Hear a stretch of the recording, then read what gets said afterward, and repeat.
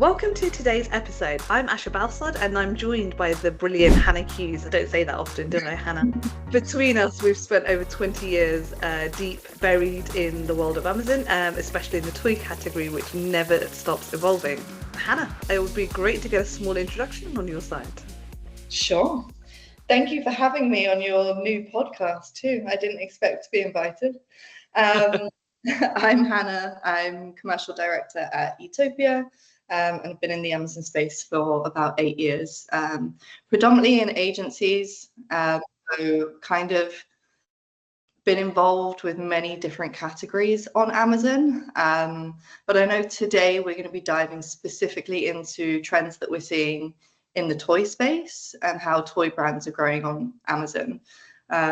We've seen, especially over the last 6 to 12 months, that it's changing very quickly. So yeah, it'll be good to dive into some of those specifics today. Okay, let's get straight into it. So, I've been in the toy space for quite a long time, and I talk about this quite often, and I can see the evolution and how much it's changed. For you, you've probably really grown your awareness of the toy industry, specifically after coming from Etopia, and it's a category like no other, right? Yeah. How would you describe the category in a sentence? It's really difficult because before coming to Etopia, I didn't spend that much time in the toy space. A lot of my categories were electronics, beauty, baby, a lot of baby, but not so much toys. So I think what's often misunderstood is actually the volumes that are done in Q4 versus anywhere else. But also, I think the challenging thing is the in and out, like stock comes in and then you might not have that stock at all again, or it might go straight into discontinued, or there's a long lead time. It's basically very fast moving, so it's very difficult to plan. Yeah. Which I think is quite different to a lot of categories that I've worked in on Amazon. I think I find it really fascinating because quite often people say, toys is quite similar to FMCG, right? And, some of the way that you have to demand forecast and manage some of that, it is like that. And so, we're here to talk about trends. It's very, very, very appropriate to kind of align the category and trends together.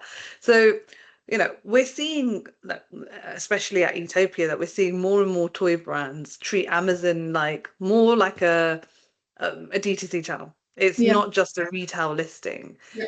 And we get quite frustrated and we have to go on an education around all of that. Why do you think that's happening?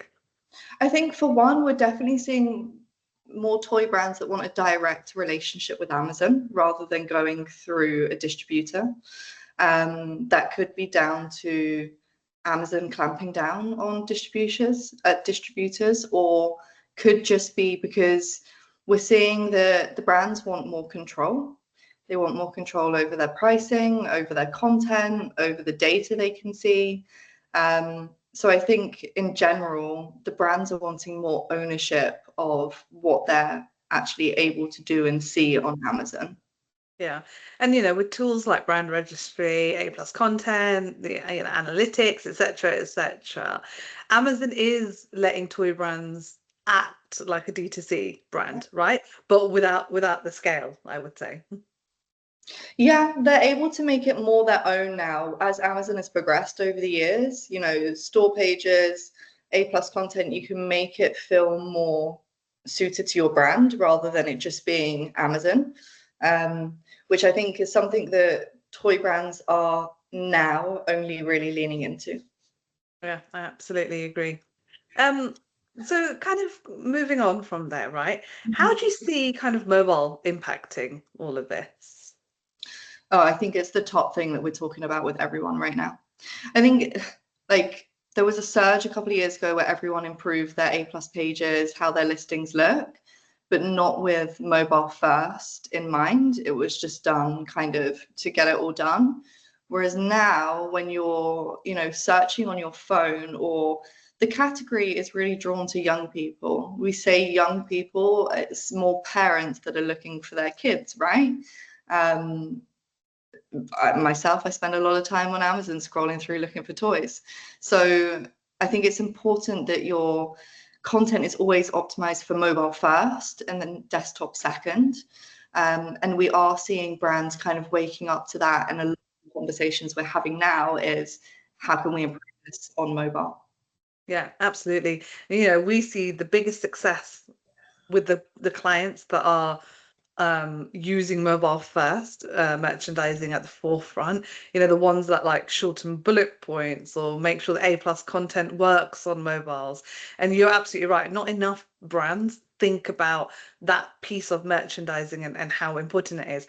What I also get quite flabbergasted with is how there are lots of businesses that invest, especially in the toy industry, can I say, that invest in so much, in-store execution and even trade magazines, etc. But they just don't realize how important the Amazon shopfront is for all of their brands, but actually also their products. Yeah, and I think that it's not just imagery and A+, like video is one of the best things that you can do on Amazon, whether it's for advertising or just directly on product page.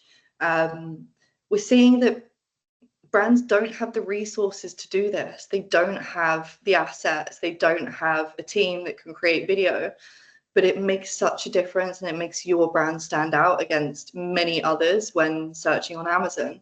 So I think, we need to see more video, more lifestyle clips. We see some brands who are ahead, even, reaching out and doing UGC content and then uploading that onto Amazon. So I think that's the other thing that we're going to see more of over the coming months. Yeah, absolutely. You know what I like listening to us talk about all these things. It's, the evolution of the toy industry and Amazon space hasn't changed systematically. We always talk about the term brilliant basics, and actually all we're doing is we're adapting the brilliant basics and just saying that, you got to carry on doing the brilliant basics, but on steroids and evolving there. Which takes it nicely into search. Search behavior is evolving. And, I remember the time when Amazon advertising was first launched in the toy space, and people were like, why would we want to do that? Why would we want to invest in that? But the search intent on Amazon has changed so much. Have you noticed how many parents are searching based on like things like developmental benefits rather than just age range, as an example? Yeah, and I think it's a strange one because I guess I've seen the category not being a parent myself, and now I see the category being a parent myself. And seeing those search terms, they have changed over time. I think they used to be a lot more generic, whereas now we're seeing more specifics around STEM kits or Montessori toys. But I also think that's because of the rise in like TikTok and Instagram. Like there's a pressure to be giving children something that is educational and beneficial, not just a toy. So I guess for me, it makes me feel a bit less guilty buying toys if I know that they have a specific educational purpose as well. So we're Yeah. definitely seeing more educational search terms coming through. But I think it's still very important with toy brands to be balancing the two. So still to have those head terms that are, toys, just general category specific, but and then those kind of longer tail Montessori, STEM, etc., to really try and dominate on a specific niche as well. How do you feel about that? Because I want to put you on the spot on this one a bit. How do you feel about the toy industry using a search term like toys?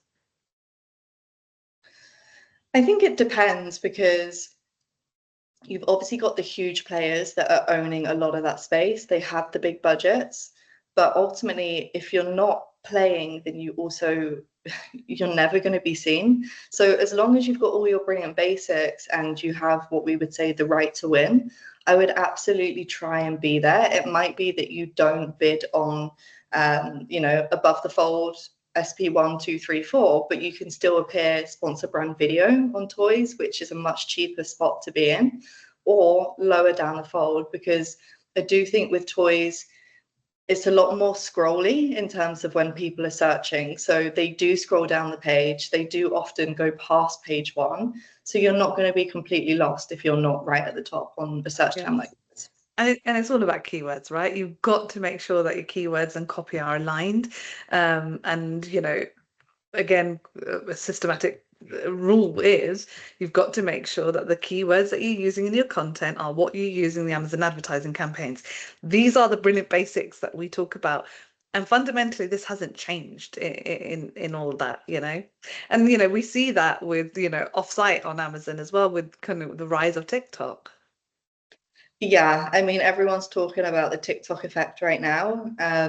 Toys are going viral, on TikTok, and then it's being driven to Amazon. So one thing that we're seeing more and more is brands wanting to connect the two and understand how they can drive their strategies together more holistically. So yeah, we're definitely having lots of conversations around TikTok as well right now.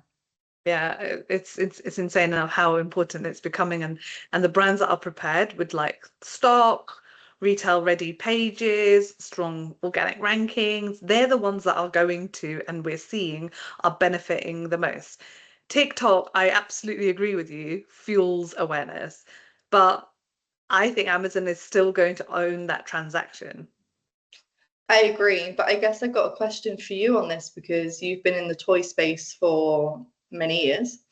And do you see brands adapting towards, I feel like it's taken a long time for some toy brands to adapt to Amazon.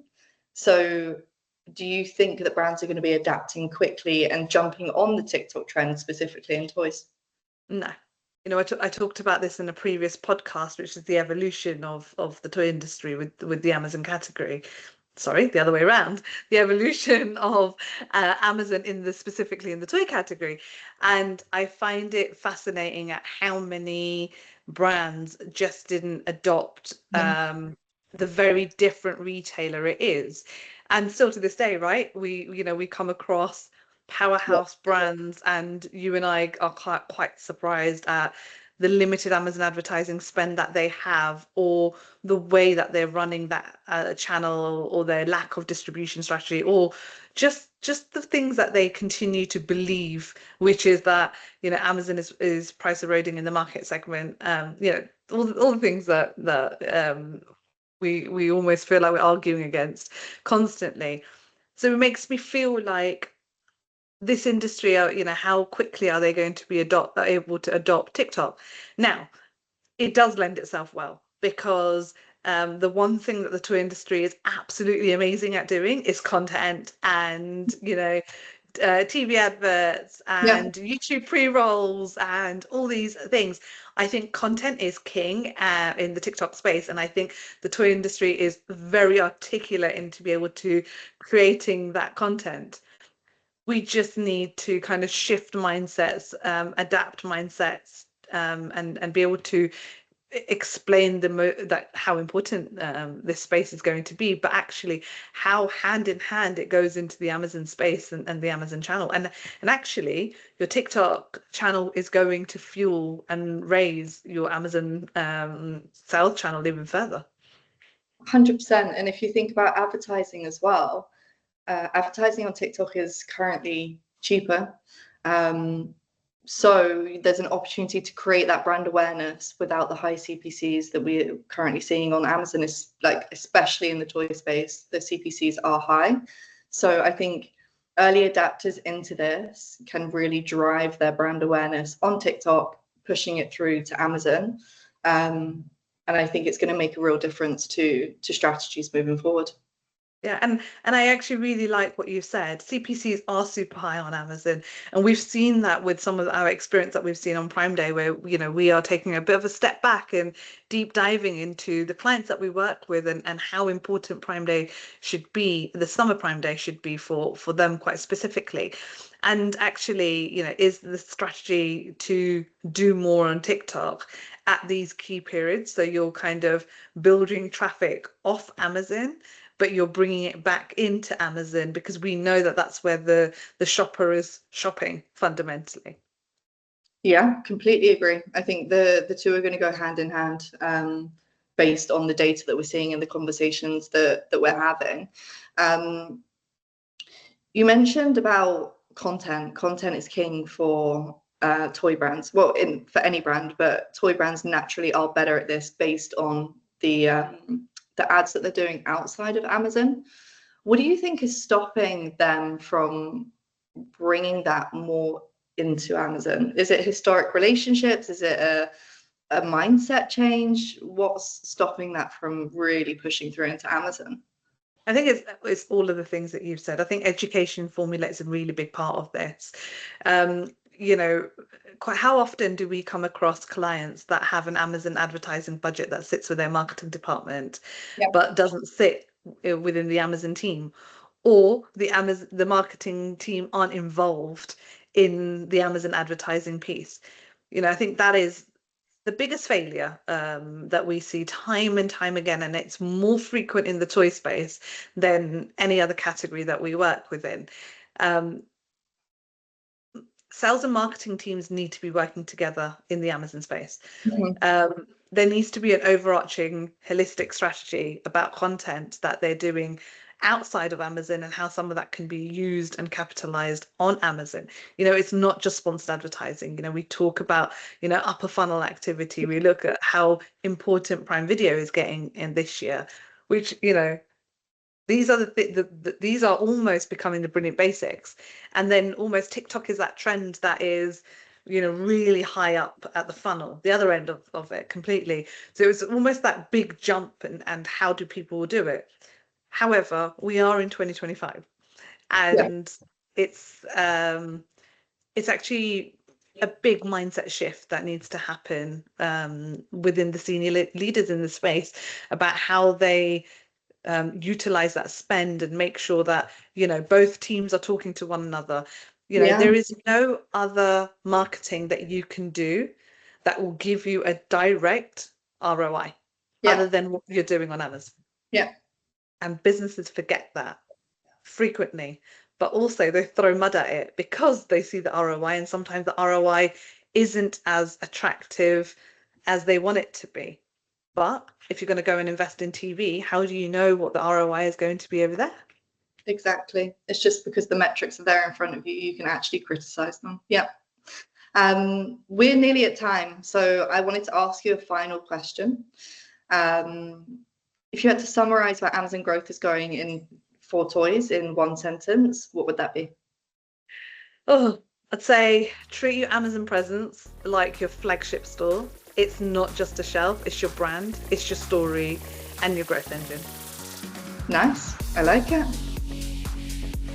Thank you for coming on the show, actually, and interviewing me as well. Always.